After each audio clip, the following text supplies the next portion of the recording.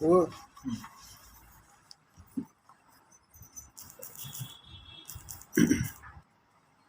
यही राजमार्ग है।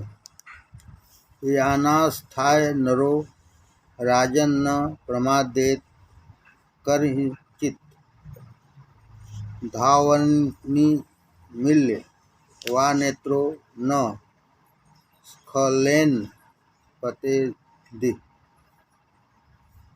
इस मार्ग पर यदि आंखें मूंद कर दौड़ते चले जाओ तो भी गिरने या ठोकर खाने का भय नहीं। दूसरा मार्ग है क्षुरस्य धारा निशिता दुर्तया। तलवार की धार भी शायद थोड़ी थोथरी पड़ेगी। यह वैदिक मार्ग इतना विकट है, इसकी अपेक्षा राम का गुलाम होकर रहने का मार्ग अधिक सुलभ है। इंजीनियर रास्ते की ऊंचाई धीरे धीरे बढ़ाता हुआ ऊपर ले जाता है और हमें ऊंचे शिखर पर ला बिठाता है। हमें पता भी नहीं लगता कि इतने ऊंचे चढ़ रहे हैं। इंजीनियर की इस खूबी की तरह ही इस राजमार्ग की खूबी है। मनुष्य जिस जगह कर्म करते हुए खड़ा है वही उस सादे कर्म द्वारा वह परमात्मा को प्राप्त कर सकता है। ऐसा यह मार्ग है। मनुष्य जिस जगह कर्म करते हुए खड़ा है वही उस सादे कर्म द्वारा वह परमात्मा को प्राप्त कर सकता है। ऐसा यह मार्ग है। परमेश्वर क्या कहीं छिपकर बैठा है? किसी खोह में, किसी गली में, किसी नदी में या किसी स्वर्ग में? वह लुक कर बैठ गया है। लाल, नीलम, चांदी, सोना पृथ्वी के पेट में छिपा रहता है। मोती, मूंगा, रत्नाकार समुद्र में छिपे रहते हैं। वैसा वह परमेश्वर रूपी लाल रतन क्या कहीं छिपा हुआ है? भगवान को कहीं से खोद कर निकालना है? वह तो हमेशा हम सबके सामने और सर्वत्र खड़ा ही है। वह तो हमेशा हम सबके सामने और सर्वत्र खड़ा ही है। ये सभी लोग परमात्मा की ही तो मूर्तियां हैं। भगवान कहते हैं, इस मानव रूप में प्रकटित हरि मूर्ति का अपमान मत करो भाई। भगवान कहते हैं, इस मानव रूप में प्रकटित हरि मूर्ति का अपमान मत करो भाई। ईश्वर ही सब चराचर रूप में प्रकट हो रहा है। उसे खोजने के लिए कृत्रिम उपायों की क्या जरूरत? उपाय तो सीधा सरल है। तुम जो कुछ सेवा कार्य करो उस सब का संबंध भगवान से जोड़ दो, बस काम बना। तुम राम के गुलाम हो जाओ। वह कठिन वेद मार्ग, वह यज्ञ, वह स्वाहा, वह स्वधा, वह श्राद्ध, वह तर्पण, सब हमें मोक्ष की ओर ले जाएंगे, परंतु इसमें अधिकारी और अनधिकारी का झमेला खड़ा होता है। हमें उसकी ज़रूरत नहीं। इतना ही करो कि जो कुछ करते हो वह ईश्वरार्पण कर दो, ईश्वर को अर्पण कर दो। अपनी प्रत्येक कृति का संबंध ईश्वर से जोड़ लो। इस 9वें अध्याय की यह शिक्षा है, इसलिए यह भक्तों को बहुत प्रिय है। अधिकार भेद की झंझट नहीं। कृष्ण के सारे जीवन में उसका बचपन बहुत ही मधुर है। बाल कृष्ण की ही विशेष उपासना की जाती है। वह ग्वाल बालों के साथ गायें चराने जाता, उसके साथ खाता पीता और हंसता खेलता। इंद्र की पूजा करने के लिए जब ग्वाल बाल निकले तो उसने उनसे कहा, इंद्र को किसने देखा है? उसके उपकार ही क्या हैं? पर यह गोवर्धन पर्वत हमें प्रत्यक्ष दिखाई देता है। यहाँ गायें चरती हैं, इसमें पानी के सोते बहते हैं, अतः तुम इसी की पूजा करो। ऐसी बातें वह उन्हें सिखाया करता। जिन ग्वालों में खेला, जिन गोपियों से हंसा बोला, जिन गाय बछड़ों से में रमा, उन सब के लिए उसने मोक्ष का द्वार खोल दिया। कृष्ण परमात्मा ने अपने अनुभव से यह सरल मार्ग बताया है। बचपन में उनका गाय बछड़ों से संबंध रहा। बड़े होने पर घोड़ों से मुरली की ध्वनि सुनते ही गायें गदगद हो जाती और कृष्ण के हाथ फेरते ही घोड़े फुरफुराने लगते। वे गाय बछड़े और वे रथ के घोड़े केवल कृष्णमय हो जाते। पाप योनि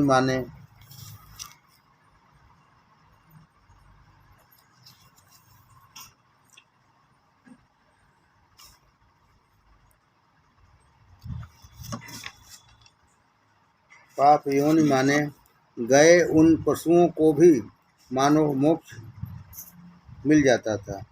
मोक्ष पर केवल मनुष्य का ही अधिकार नहीं, बल्कि पशु पक्षियों का भी है। यह बात श्री कृष्ण ने स्पष्ट कर दी है। अपने जीवन में उन्होंने इस बात का अनुभव किया था। जो अनुभव भगवान को हुआ, वही व्यास जी को भी हुआ। कृष्ण और व्यास दोनों एक रूप हैं ही। दोनों के जीवन का सार भी एक ही है। मोक्ष न विद्वत्ता पर अवलंबित है, न कर्म कलाप पर। उसके लिए तो सीधी सादी भक्ति ही पर्याप्त है। मैं कहने वाला ज्ञानी पीछे ही रह गए और भोली भावुक स्त्रियां उनसे आगे बढ़ गईं। यदि मन पवित्र हो और सीधा भोला पवित्र भाव हो, तो फिर मोक्ष कठिन नहीं है। महाभारत में जनक सुलभा संवाद नामक एक प्रकरण है। उसमें व्यास ने एक ऐसे प्रसंग की रचना की है जिसमें राजा जनक ज्ञान प्राप्ति के लिए एक स्त्री के पास गए हैं। उसमें व्यास ने एक ऐसे प्रसंग की रचना की है जिसमें राजा जनक ज्ञान प्राप्ति के लिए एक स्त्री के पास गए हैं। आप लोग भले ही बहस करते रहें कि स्त्रियों को वेदों का अधिकार है या नहीं, परंतु सुलभा तो यहाँ प्रत्यक्ष जनक राजा को ब्रह्म विद्या सिखा रही है। वह एक मामूली स्त्री और जनक कितना बड़ा सम्राट, कितनी विद्याओं से संपन्न, पर उस महाज्ञानी जनक के पास मोक्ष नहीं था। इसलिए व्यासदेव ने उसे सुलभा के चरणों में झुकाया। ऐसी ही बात उस तुलाधार वैश्य की है। आज जाजल ब्राह्मण उसके पास ज्ञान पाने के लिए जाता है। तुलाधार कहता है, तराजू की डंडी सीधी रखने में ही मेरा सारा ज्ञान समाया हुआ है। तराजू की डंडी सीधी रखने में ही मेरा सारा ज्ञान समाया हुआ है। वैसी ही कथा व्याध की है। व्याध ठहरा कसाई, पशुओं को मारकर वह समाज की सेवा करता था। एक अहंकारी तपस्वी ब्राह्मण से उसके गुरु ने उस व्याध के पास जाने के लिए कहा।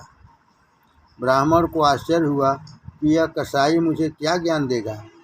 ब्राह्मण व्याध के पास गया। व्याध क्या कर रहा था? मांस काट रहा था, धो रहा था और साफ करके उसे बिक्री के लिए रख रहा था। उसने ब्राह्मण से कहा, देखो, मेरा यह कर्म जितना धर्ममय किया जा सकता है उतना मैं करता हूँ। अपनी आत्मा जितनी इस कर्म में उड़ेली जा सकती है उतनी उड़ेल कर मैं यह कर्म करता हूँ और अपने माँ बाप की सेवा करता हूँ। ऐसे व्याध के रूप में व्यास देव ने आदर्श मूर्ति खड़ी की है। महाभारत में ये जो स्त्री शूद्र वैश्य आदि की कथाएं आती हैं, उनका उद्देश्य यही है कि सबको यह साफ साफ दिख जाए कि मोक्ष का द्वार सबके लिए खुला है। इन कथाओं का तत्व इस 9वें अध्याय में बतलाया गया है। इन कथाओं पर इस अध्याय में मुहर लगाई गई है। राम का गुलाम होकर रहने में जो मिठास है, वही व्याध के जीवन में है। संत तुकाराम अहिंसक थे, परंतु उन्होंने बड़े चाव से यह वर्णन किया है कि सदन कसाई ने कसाई का काम करके मोक्ष प्राप्त कर लिया। तुकाराम ने यह एक जगह कहा है, भगवान, पशुओं का वध करने वालों की क्या गति होगी, परंतु सजन कसाया भीकू लागे मांस। सजन कसाई के साथ मांस बेचता है, सजन कसाई के साथ मांस बेचता है। यह चरण लिखकर उन्होंने कहा है कि भगवान सजन कसाई की मदद करते हैं। नरसिंह मेहता की हुंडी सकारने वाला, एक नाथ के यहाँ कांवर भरकर लाने वाला, दामाजी के लिए महार बनने वाला, महाराष्ट्र की प्रिय जनाबाई को कूटने पीसने में मदद करने वाला भगवान सजन कसाई की भी उतने ही प्रेम से मदद करता है, ऐसा तुकाराम कहते हैं। सारांश यह है कि अपने कृत्यों का संबंध परमेश्वर से जोड़ना चाहिए। कर्म यदि शुद्ध भावना से पूर्ण और सेवामय हो तो वह यज्ञ रूप ही है। कर्म फल भगवान को अर्पण। 9वें अध्याय में यही विशेष बात कही गई है। इसमें कर्म योग और भक्ति योग का मधुर मिलाप है। कर्म योग का अर्थ है कर्म तो करना, परंतु फल का त्याग कर देना। कर्म योग का अर्थ है कर्म तो करना, परंतु फल का त्याग कर देना। कर्म ऐसी खूबी से करो कि फल की वासना चित्त को न छुए। कर्म ऐसी खूबी से करो कि फल की वासना चित्त को न छुए। यह अखरोट के पेड़ लगाने जैसा है। अखरोट के वृक्ष में 25 वर्ष में फल आते हैं। अखरोट के वृक्ष में 25 वर्ष में फल लगते हैं। लगाने वाले को अपने जीवन में शायद ही उसके फल चखने को मिले। फिर भी पेड़ लगाना है और उसे बहुत प्रेम से पानी पिलाना है। कर्म योग का अर्थ है पेड़ लगाना और फल की अपेक्षा न करना। और भक्ति योग इसे कहते हैं, भावपूर्वक ईश्वर के साथ जुड़ जाने का अर्थ है भक्ति योग। भक्ति योग इसे कहते हैं, भावपूर्वक ईश्वर के साथ जुड़ जाने का अर्थ है भक्ति योग। राजयोग में कर्म योग और भक्ति योग दोनों इकट्ठे हो जाते हैं। राजयोग में कर्म योग और भक्ति योग दोनों इकट्ठे हो जाते हैं।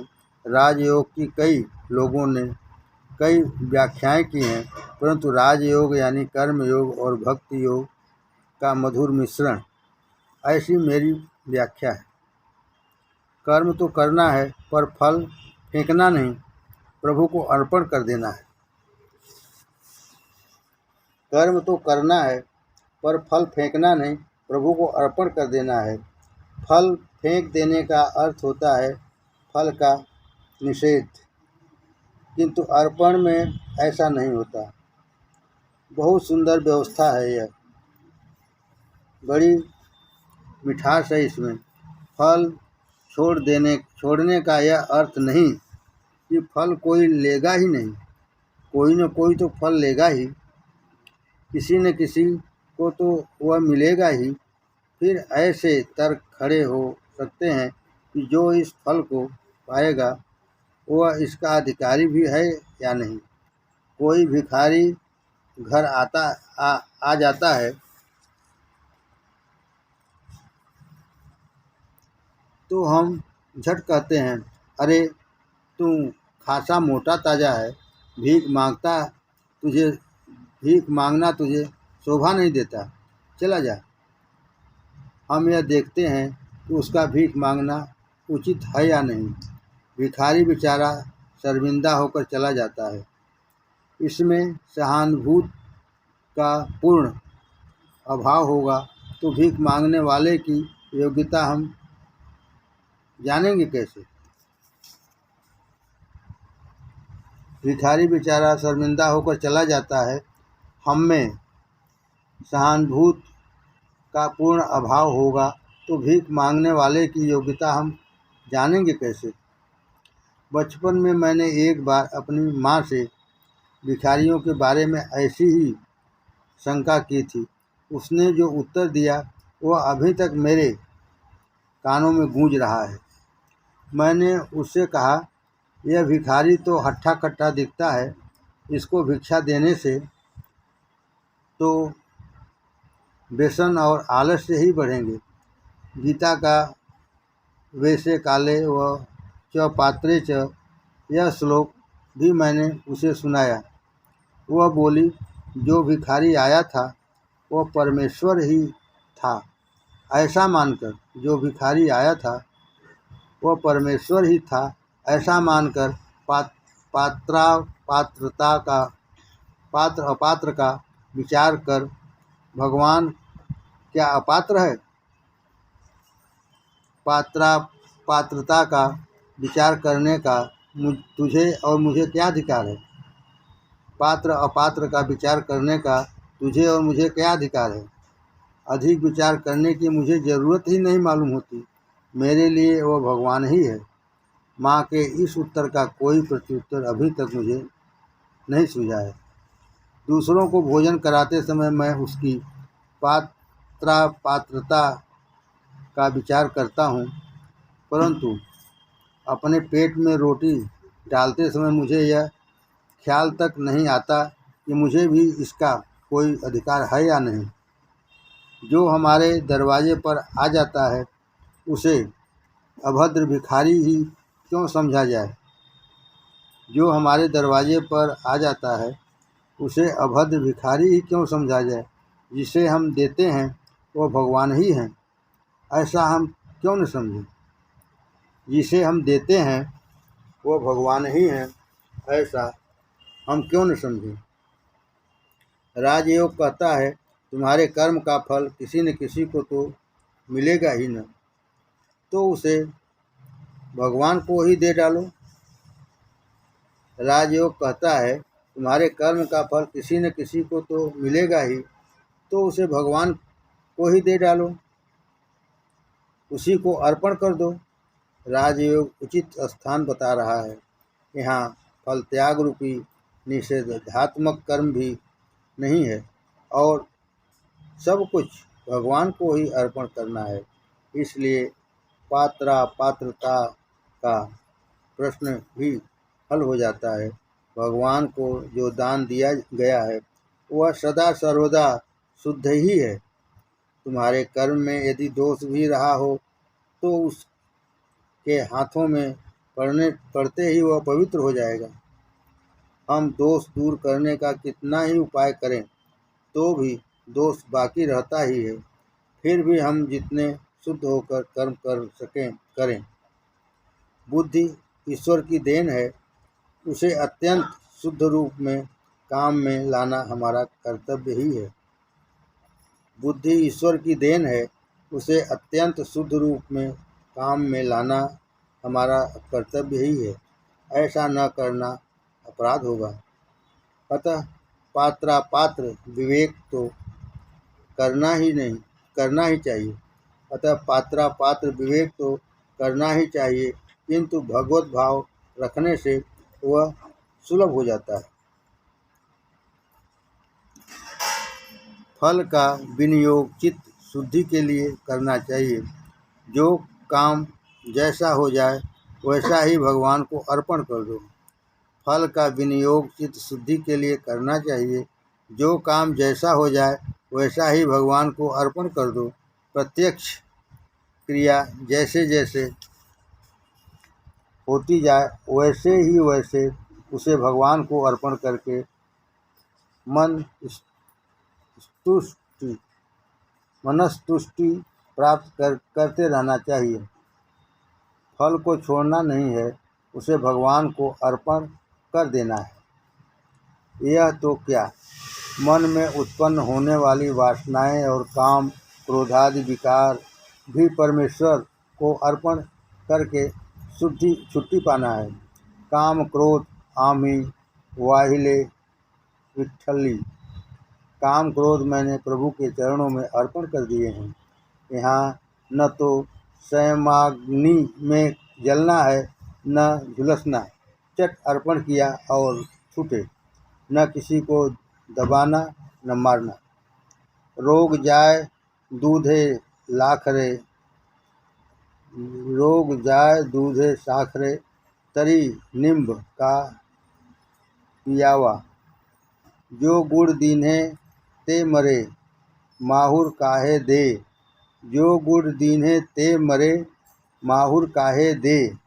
इंद्रियां भी साधन हैं, उन्हें ईश्वरार्पण कर दो। कहते हैं कान हमारी नहीं सुनते, तो फिर क्या सुनना ही बंद कर दें?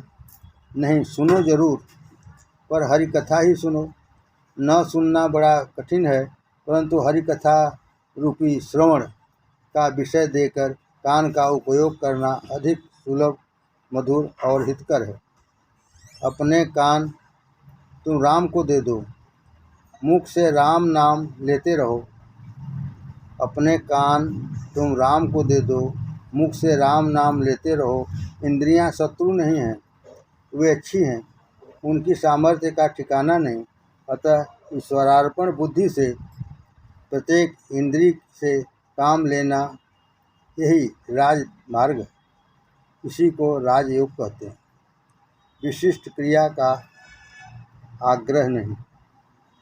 ऐसा नहीं कि कोई विशेष क्रिया ही भगवान को अर्पण करनी है, कर्म मात्र उसे सौंप दो। सबरी के वे बेर, राम ने उन्हें कितने प्रेम से स्वीकार किया। परमेश्वर को पूजा करने के लिए गुफा में जाकर बैठने की जरूरत नहीं है। परमेश्वर की पूजा करने के लिए गुफा में जाकर बैठने की जरूरत नहीं है। तुम जहाँ हो, जहाँ जो भी कर्म करो, वह परमेश्वर को अर्पण करो। तुम जहाँ जो भी कर्म करो, वह परमेश्वर को अर्पण करो। माँ बच्चे को संभालती है, मानो भगवान को ही संभालती है। माँ बच्चे को संभालती है, मानो भगवान को ही संभालती है। बच्चे को नहलाती क्या है, परमेश्वर पर रुद्राभिषेक ही करती है।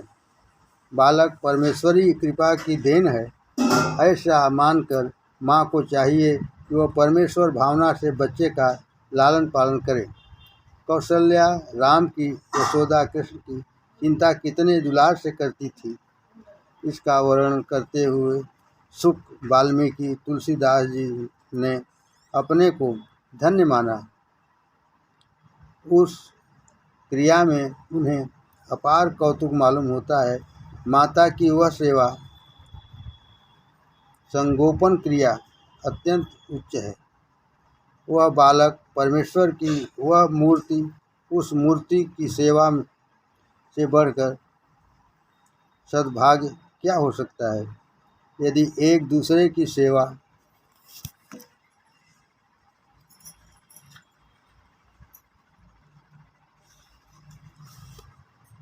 करते समय हम ऐसी ही भावना रखें, तो हमारे कर्मों में कितना परिवर्तन हो जाए। जिसको जो सेवा मिल गई, वह ईश्वर की ही सेवा है, ऐसी भावना करते रहना चाहिए। जिसको जो सेवा मिल गई, वह ईश्वर की ही सेवा है, ऐसी भावना करते रहना चाहिए। किसान बैल की सेवा करता है, क्या वह बैल तुच्छ है? नहीं। वेदों में वामदेव ने शक्ति रूप से विश्व में व्याप्त जिस बैल का वर्णन किया है, वही उस किसान के बैल में भी है। चत्वारि श्रृंगा त्रयो अस्य पादाद्वय शीर्षे सप्त हस्तासो अस्य त्रियादध्रो वृषभो रोरवीति महो देव मर्त्याम आविवेश। जिसके 4 सिंह हैं, 3 पैर हैं, 2 सिर हैं, 7 हाथ हैं, जो 3 जगह बंधा हुआ है, जो महान तेजस्वी होकर सब मर्त्य वस्तुओं में व्याप्त है, उसी गर्जना करने वाले विश्वव्यापी बैल की पूजा किसान करता है। टीकाकारों ने इस एक ऋचा के 5-7 भिन्न भिन्न अर्थ दिए हैं। यह बैल है भी विचित्र। आकाश में गर्जना करके जो बैल पानी बरसाता है, वही मलमूत्र की वृष्टि करके खेत में फसल पैदा करने वाले इस किसान के बैल में मौजूद है। यदि किसान इस उच्च भावना से अपने बैलों की सेवा करेगा, तो उसकी यह मामूली सेवा भी ईश्वर को अर्पण हो जाएगी। इसी तरह हमारे घर की गृह लक्ष्मी जो चौका लगाकर रसोई घर को साफ सुथरा रखती हैं, चूल्हा जलाती हैं, स्वच्छ और सात्विक भोजन बनाती हैं और यह इच्छा रखती हैं कि यह रसोई मेरे घर के सब लोगों को पुष्टि तुष्टि दायक हो, तो उसका यह सारा कर्म यज्ञ रूप ही है। चूल्हा क्या, मानो उस माता ने एक छोटा सा यज्ञ कुंड ही जलाया है। परमेश्वर को तृप्त करने की भावना मन में रखकर जो भोजन तैयार किया जाएगा, वह कितना स्वच्छ और पवित्र होगा।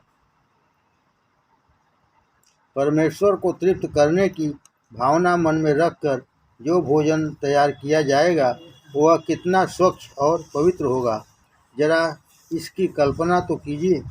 यदि उस गृहलक्ष्मी के मन में ऐसी उच्च भावना हो, तो उसे फिर भागवत की ऋषि पत्नियों के ही समतोल रखना होगा। ऐसी कितनी ही माताएं सेवा करके तर गई होंगी और मैं करने वाले पंडित और ज्ञानी कोने में ही पड़े रहे होंगे। सारा जीवन हरिमय हो सकता है। हमारा दैनिक क्षण क्षण का जीवन मामूली दिखाई देता हो, तो भी वह वास्तव में वैसा नहीं होता। उसमें बड़ा अर्थ भरा है। सारा जीवन एक महान यज्ञ कर्म ही है। तुम्हारी निद्रा क्या, एक समाधि है। तुम्हारी निद्रा क्या, एक समाधि है। सब प्रकार के भोगों को यदि हम ईश्वरार्पण करके निद्रा लेंगे, तो वह समाधि नहीं तो क्या होगी। हम लोगों में स्नान करते समय पुरुष सूक्त के पाठ करने की रूढ़ी चली आ रही है। अब सोचो कि इस स्नान की क्रिया से इस पुरुष सूक्त का क्या संबंध है। देखना चाहोगे तो संबंध जरूर दिखेगा। जिस विराट पुरुष के 1000 हाथ और 1000 आँखें हैं, उसका मेरे इस स्नान से क्या संबंध यह कि तुम जो लोटा भर जल सिर पर डालते हो, उसमें हजारों बूंदें हैं। वे बूंदें तुम्हारा मस्तक धो रही हैं, तुम्हें निष्पाप बना रही हैं।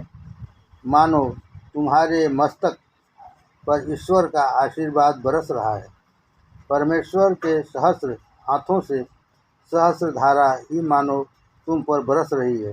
परमेश्वर के सहस्र हाथों से सहस्र धारा ही मानो तुम पर बरस रही है। इन बूंदों के रूप में मानो परमेश्वर ही तुम्हारे सिर के अंदर का मैल धो रहे हैं। ऐसी दिव्य भावना उस स्नान में उड़ेलो, तो वह स्नान उस निराला ही हो जाएगा। उस स्नान में अनंत शक्ति आ जाएगी। कोई भी कर्म जब इस भावना से किया जाता है कि वह परमेश्वर का है, तो मामूली होने पर भी पवित्र हो जाता है। यह बात अनुभव सिद्ध है। कोई भी कर्म जब इस भावना से किया जाता है कि वह परमेश्वर का है तो मामूली होने पर भी पवित्र हो जाता है। यह बात अनुभव सिद्ध है। मन में जरा यह भावना करके देखो तो कि जो व्यक्ति हमारे घर आया है वह ईश्वर रूप है।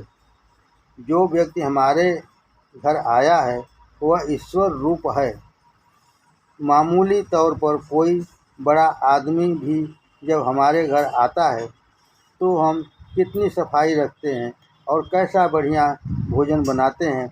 फिर यदि यह भावना करें कि यह परमेश्वर है तो भला बताओ हमारी उस क्रिया में कितना फर्क पड़ जाएगा। कबीर कपड़े बुनता था, उसी में निमग्न होकर वह गाता, झीनी झीनी बीनी चदरिया। यह गाता हुआ झूमता जाता मानो परमेश्वर को ओढ़ाने के लिए वह चादर बुन रहा हो। ऋग्वेद का ऋषि कहता है, वस्त्रेव भद्रा सुकृता। मैं अपना यह स्तोत्र सुंदर हाथों से बुने हुए वस्त्र की तरह ईश्वर को पहनाता हूँ। कभी स्तोत्र बनाता है ईश्वर के लिए, बुनकर जो वस्त्र बनाता है सो भी ईश्वर के लिए ही। कैसी हृदयंगम कल्पना, कितना चित्त को विशुद्ध बनाने वाला और हृदय को हिलोर देने वाला विचार। यह भावना यदि जीवन में एक बार आ जाए तो फिर जीवन कितना निर्मल हो जाएगा।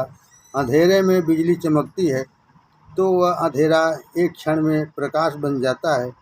वह अंधकार क्या धीरे धीरे प्रकाश बनता है? नहीं, एक क्षण में ही सारा भीतर बाहर परिवर्तन हो जाता है।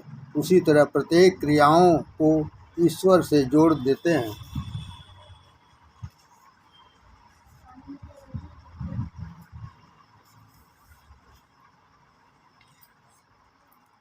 जोड़ देते ही जीवन में एकदम अद्भुत शक्ति आती है। प्रत्येक क्रिया विशुद्ध होने लगती है। जीवन में उत्साह का संचार होता है। आज हमारे जीवन में उत्साह है कहाँ? हम जी रहे हैं क्योंकि मरते नहीं। हम जी रहे हैं क्योंकि मरते नहीं। उत्साह का चारों ओर अकाल है। कलाहीन रोता जीवन। परंतु जरा यह भाव मन में लाओ कि हमें अपनी सब क्रियाएं ईश्वर के साथ जोड़नी है। फिर देखोगे कि तुम्हारा जीवन कितना रमणीय और नमनीय हो जाता है। इसमें शक नहीं है कि परमेश्वर के एक नाम मात्र से झट परिवर्तन हो जाता है। इसमें शक नहीं है कि परमेश्वर के एक नाम मात्र से झट परिवर्तन हो जाता है। यह मत कहो कि राम कहने से क्या होता है, जरा कहकर तो देखो। यह मत कहो कि राम कहने से क्या होता है, जरा कहकर तो देखो। कल्पना करो कि संध्या समय किसान काम करके घर लौट रहा है। रास्ते में उसे कोई यात्री मिल जाता है। वह उसे कहता है, चाल घरा उभा राहे नारायणा। हे पदयात्री नारायण, जरा ठहरो, अब रात हो आई, भगवान मेरे घर चलो। उस किसान के मुंह से ऐसे शब्द निकलने तो दो, फिर देखो उस यात्री का रूप बदलता है या नहीं। वह यात्री यदि डाकू या लुटेरा होगा तो भी पवित्र हो जाएगा। यह फर्क भावना के कारण होता है। भावना में ही सब कुछ भरा है। जीवन भावनामय है। 20 साल का एक पराया लड़का घर आता है। पिता उसे अपनी कन्या देता है। वह लड़का है तो सिर्फ 20 साल का, परंतु 50 साल का ससुर उसके पैर छूता है। यह क्या बात है? कन्या अर्पण करने का यह कार्य ही कितना पवित्र है। कन्या अर्पण करने का यह कार्य कितना पवित्र है। वह जिसे दी जाती है वह परमेश्वर ही मालूम होता है। यह तो भावना दामाद के प्रति, वर के प्रति रखी जाती है। उसी को और ऊपर ले जाओ और आगे बढ़ाओ।